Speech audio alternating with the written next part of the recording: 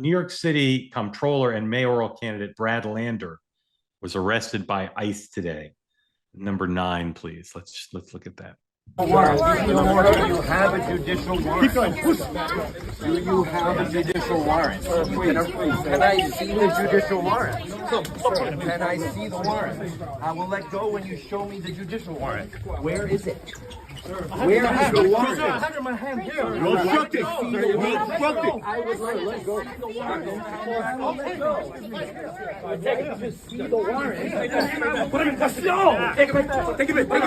Take it back. Step back. You don't have authority. You don't have authority to arrest U.S. citizens. Sir, you don't have the authority to arrest U.S. citizens. You don't have to. I'm not obstructing. I'm standing right here in the hallway. I asked to see the judicial warrant. By asking for a judicial warrant? You don't have the authority to arrest U.S. citizens asking for a judicial warrant. Stay back, please. Stay back. Stay back. No, ma'am. For your own safety. For your own safety. You're arresting. Where are you taking him? Hello? Since you have no authority to arrest U.S. citizens, where are you taking me? And with what authority? Why are you arresting? And with what authority? And where are you taking him? Step back, please. Number 1 is going to go with him, all right? Hang on, please, number 1. Hold on. Okay, so this is of a piece with some other stuff we've seen of arrests or detentions of Democratic elected officials. It's a moment that I would say calls for maximum peace, love, and understanding, because although I don't read the chat, I glance at it. Red America looks at that and calls it a stunt. Blue America looks at that and says Donald Trump's government is trying to intimidate free speech and Democratic office holders by incarcerating them. I'm told he's been released. Here's number 10, Mike Lawler, frequent two-way guest, Republican congressman from New York, not New York City.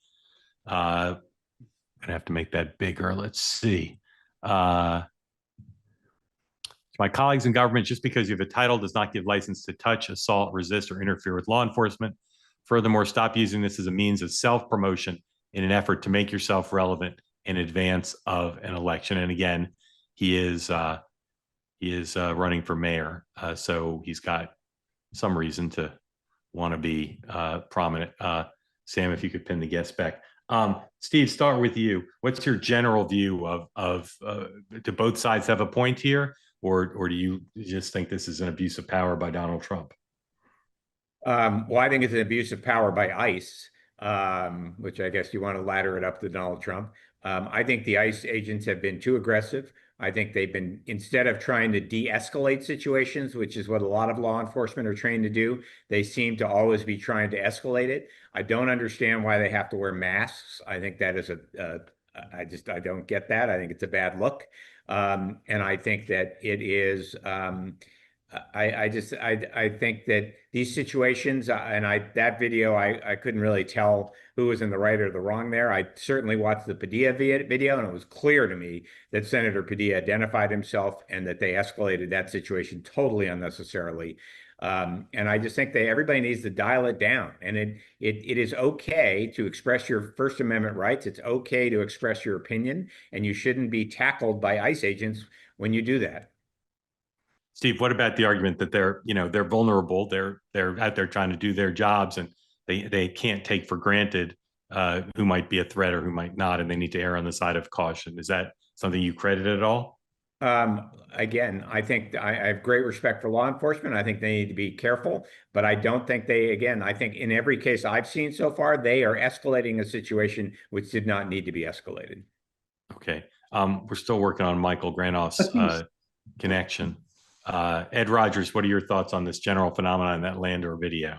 Well, it's theatrics. I mean, the video you just showed is a campaign video of his. It was filmed by his press secretary, not by legitimate news outlets. And I think that theatrics kind of speaks to the moment. It's probably a net plus for him that he orchestrated and pulled that off. It's probably a net plus for Trump and the people that want the ICE agency that want the deportations to continue and to be aggressive if they need to be, and to not let Democrat politicians interfere. with the deportations that are underway. And so you're in a world where it's good among some Democrats to associate yourself with protecting the illegal immigrants, whereas among Republicans, it's the very thing you don't like about Democrats. So that's just going to play itself out through the political season. And Padilla's no different. He orchestrated some theatrics, and it's probably good for him, but it's also good for Trump. So we will see. And I think we'll see more of it.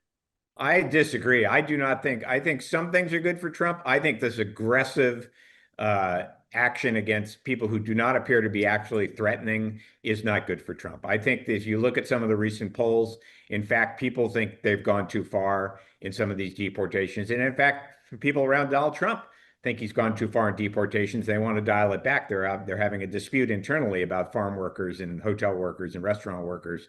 So I think they may think they have a good issue, but sometimes you take a good issue and you take it too far. And I think they are taking it too far on deportations and on how they're treating legitimate elected officials who are expressing their point of view. Okay, thank you both for that. I appreciate the reasoned tones you used. They say that something that's easy is like a walk in the park. Well, easier than a walk in the park, hit the subscribe button, be part of the two-way community, never miss an episode, be part of our conversations. Thank you for your service to America.